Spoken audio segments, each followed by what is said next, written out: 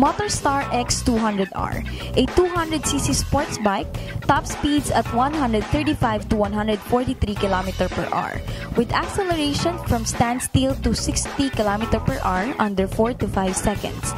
Fuel consumption is up to 32 to 35 km per liter and has monoshock suspension, and you can have this for only 60,000 pesos.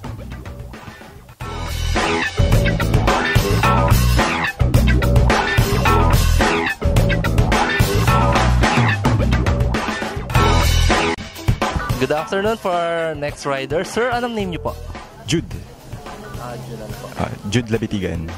Anong brand ng motor ang hawak niyo ngayon, sir? Ang motor ko ngayon, yung X200 ng Motorstar. Sir, magkano po sa market ang price ng motor niyo? Cash ngayon ng X200R, alam ko nasa 60,000 cash. So, sir, ano pong masasabi niyo sa quality na motor na gamit niyo ngayon? Well, yung motor ko naman ngayon, masasabi ko lang na nagagampanan naman niya yung tungkulin niya bilang motor ko. So, siguro nasa pag-aalaga na lang yun para kung paano yung balik ng performance ng motor mo, bibigay talaga niya pag aalagaan mo siya. So, last question, sir. Consumption po ng gasoline consumption ng motor niyo?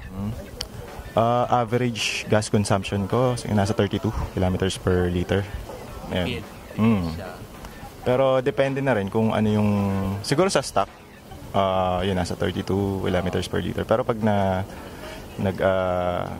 dagdag ka ng something like yung muffler mo, kasi bawas talaga yun pag masyadong open siya. Talagang magbabawas siya ng gas consumption. Magiging siguro nasa 28 na lang.